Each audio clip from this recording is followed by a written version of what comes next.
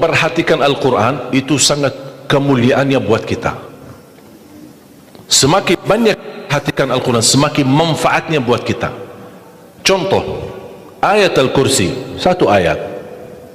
Rasulullah SAW bersabda, "Man qara'a ayat Al-Kursi dubura kulli salatin laysa bainahu wa bainal jannati illa an yamut." Barang siapa yang membaca ayat Al-Kursi setiap habis salat fardu, tidak ada sesuatu yang mampu menghalanginya masuk surga. Ayat Al-Kursi ini satu ayat menjaminkan kita masuk surga. Kalau satu ayat menjaminkan kita masuk surga, gimana suratul Baqarah seluruhnya? Gimana lagi 30 juz Al-Quran? Kata Siti Aisyah radhiyallahu anha, jumlah tingkatan dalam surga Allah sesuai jumlah ayat Al-Quran. Oleh karena itu tidak ada yang lebih tinggi di dalam surga Allah daripada Ahlul Quran. Karena nanti Ahlul Quran ketika masuk surga, Allah suruh baca dan naik. Baca sebagaimana kamu baca di dunia, dan naik posisimu dan darjatmu di dalam surga. Baca naik terus, baca naik, sambil bersama Nabi Muhammad di darjat yang tertinggi di dalam surga Allah. Ini semua berkat Al-Quran. Belum lagi syafaat Al-Quran, belum lagi anak penghafal Al-Quran menghadiahkan 2 mahkota untuk kedua orang tuanya, belum lagi setiap satu huruf dapat 10 kebaikan, belum lagi Al-Quran akan menemani kita saat sakratul maut, belum lagi Al-Quran akan temani kita saat menghadapi mungkar nakir di dalam kubur, belum lagi saat dibangkitkan oleh Allah akan bersama Al-Quran sama kita, belum lagi saat dihisab Al-Quran akan menemani kita, belum lagi saat kita berjalan di atas sirat Al-Quran masih berkenan menemani kita sampai ke pintu surga. Bahkan ketika masuk surga Al-Quran tidak akan tinggalkan kita, masih terus masuk bersama kita di dalam surga sampai naik derajat yang tinggi di dalam surga Allah Subhanahu wa taala. Kewajiban kita cuma satu, coba berapa panjang balasan Al-Quran sampai ke surga, tapi diminta cuma satu, berkenan menjadikan Al-Quran teman kita di dunia. Temanilah Al-Quran, akan Al-Quran berkenan temani kita sepanjang hayat, bahkan sepanjang perjalanan kita menuju surga. Itu kemuliaan Al-Quran.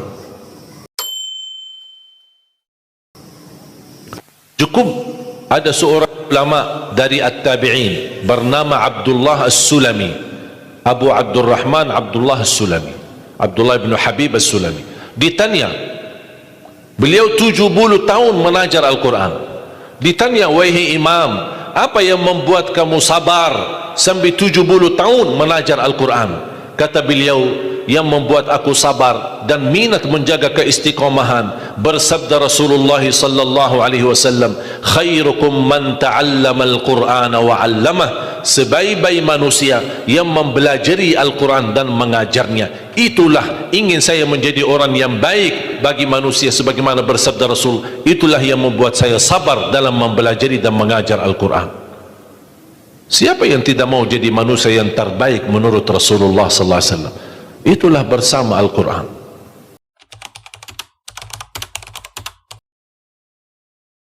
Mohon maaf, siapa Ali Jabir? Hamba yang biasa, banyak kekurangannya, yang Allah anugerahkan kemuliaan bukan karena siapa-siapa, tapi karena Al-Quran. Dihormati, didepankan, dan semua orang penghafal Al-Quran, berapapun usianya, dihormati, didepankan, dimuliakan. Semua berkeinginan bisa bersalaman. Kita melihat dan menonton acara Hafiz Indonesia, jangankan anak-anak, bahkan yang cacat luar biasa Allah tunjukkan bagaimana kelebihan Al-Quran. Yang buta bisa hafal Al-Quran, yang lumpuh badannya dan jasadnya seperti alana yang tidak bisa jalan hafal Al-Quran. Naja yang luar biasa dahsyat, otaknya terganggu tapi bisa hafal Al-Quran. Dia tidak bisa baca, kasih Al-Quran suruh baca, dia tidak bisa baca. Tapi ditanya tes hafalannya, hafal. Berapa ayatnya? Hafal. Nomor berapa? Hafal. Kanan kiri hafal, atas bawah hafal.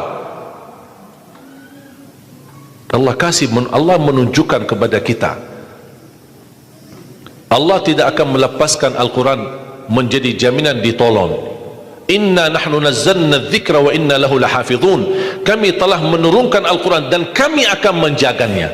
Di antara terjaga Al-Quran secara fisik, terjaga Al-Quran secara tulisan, terjaga Al-Quran secara suara, dan terjaga ahlul Quran, para penghafal Al-Quran. Oleh kerana itu jamaah sekalian, selalu saya mendorong masyarakat, kalau kaum muslimin muslimat di Indonesia merasa dirinya gagal menjadi penghafal Al-Quran, jangan putus asa, tetap masih anda bisa menjadi ahlul Quran. Ayo kita lipatkan diri kita melalui yang jadi saham atau saksi baik bagi kita di hadapan Allah, melalui infak kita, sedekah kita, zakat kita, wakaf kita, apa saja, supaya kita datang di hadapan Allah. Ya Allah, mohon maaf, saya belum bisa hafal Al-Quran, tapi hartaku menjadi saksi untuk membantu dan menolong Al-Quran dan binaan Al-Quran. Insya Allah termasuk ahlul Quran dan mendapatkan syafaatnya Al-Quran di hari kiamat, dan amalan itu menjadi sedekah jariah yang menalirkan pahalanya sampai hari kiamat. Semua harus bisa berjuang. Tidak boleh ada orang berkata saya tidak bisa hafal. Insya Allah anakmu bisa hafal. Kalau anakmu belum bisa hafal, insya Allah cucumu bisa hafal. Kalau itu pun tidak berhasil, insya Allah saham walaupun sedikit seikhlasnya bisa menjadi saksi baik. Infaknya, sedekahnya, ikhlasnya, zakatnya, wakafnya, semua bisa menjadi saksi baik. Karena kita mendapatkan sebuah kemuliaan Al-Quran. Al-Quran kitab suci yang tidak ada keraguan di dalamnya. Sayang sekali kita bisa kehabisan berhari-hari tidak baca Al-Quran. Saya harap insyaAllah mulai hari ini kita komitmen untuk khatam Al-Quran. Siap? Masih menunggu cara mudah untuk khatam? Saya kasih cara mudah. Ini kan Quran seperti Quran Madinah, ya, modelnya seperti ini halamannya. Sekarang sudah banyak di Indonesia seperti Quran Syamil atau Quran ini sudah mulai seperti ini, Quran Madinah, ya. Maksudnya model cetakannya dicetak seperti ini, mulai dari ayat, kalau di akhir halaman ditutupi dengan ayat. Dulu Quran lama, setiap halaman kita buka kadang-kadang ada separuh ayat di halaman kanan, sisanya di halaman kiri. Sekarang Quran Madinah tidak boleh begitu.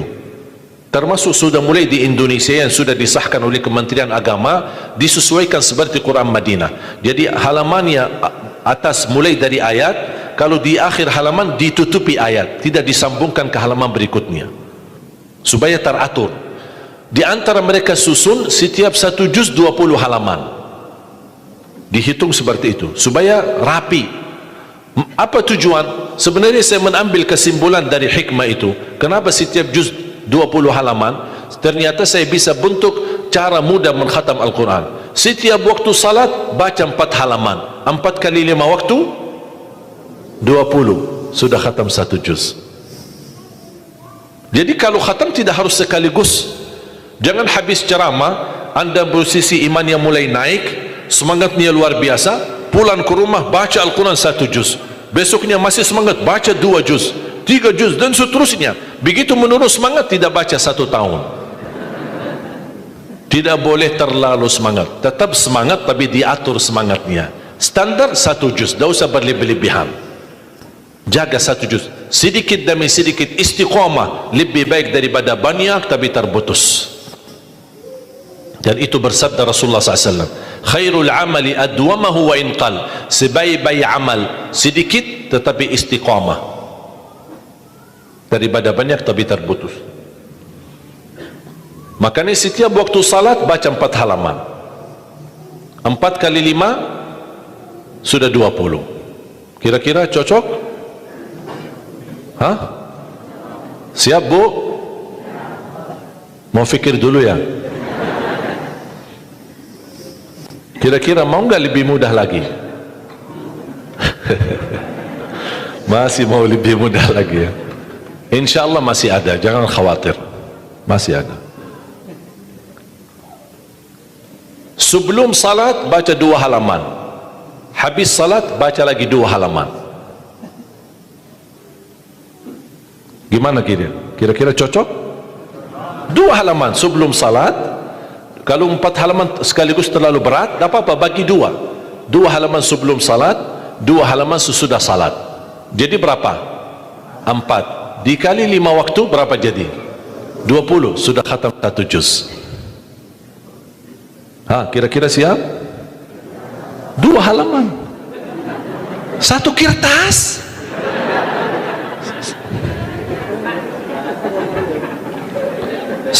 Satu lembar ya, satu kertas, satu, cuma bola balik, masa keberatan, cuma satu.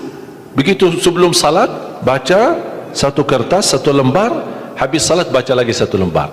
Mohon maaf, lagi semangat, mau nambah jangan tambah, itu aja dijaga sampai selesai. Kalau ini bisa dijaga, insyaallah husnul khatimah, istiqamah dibaca.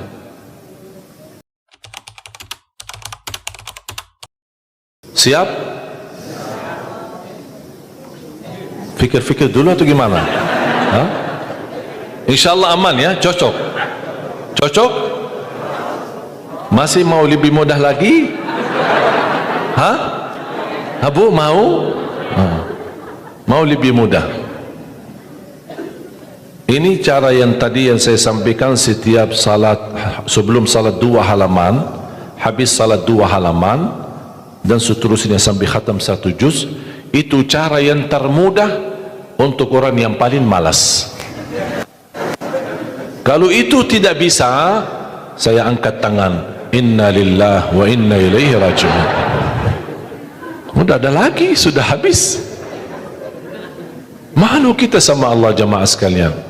Wallahi waktu kita banyak. Ketika saya berhasil khatam 10 jam bisa khatam 30 juz, Allah kasih 24 jam, masa kita tidak bisa 1 juz?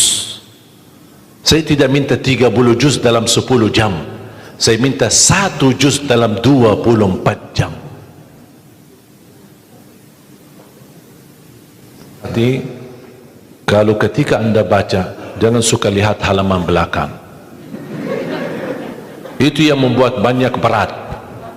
Misal baca Al-Baqarah, sambil dia baca a'udzubillahi minasyaitonir rajim, bismillahirrahmanirrahim, alif lam mim, dzalikal kitabu la raiba fihi hudan lil muttaqin alladzina yu'minun.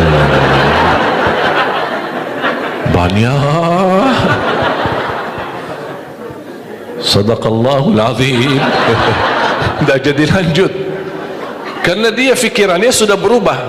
Dia tidak melanjutkan apa yang dia baca, tapi dia sudah membuka jumlah halaman begitu terlalu banyak. Aduh ya Allah, bukan saya tidak mau, masalah tidak ada waktu. Padahal kalau dia lanjut, ada kesibukan, tidak apa-apa, berhenti.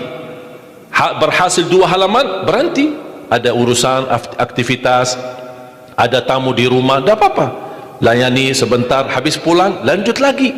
Walaupun 1 halaman, walaupun separuh halaman, tidak apa-apa.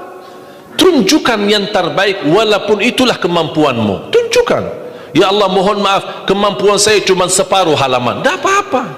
Allah senang apapun yang kita kasih, Allah senang asal istiqamah. Allah suka. Allah tidak minta yang banyak, Allah minta yang terbaik.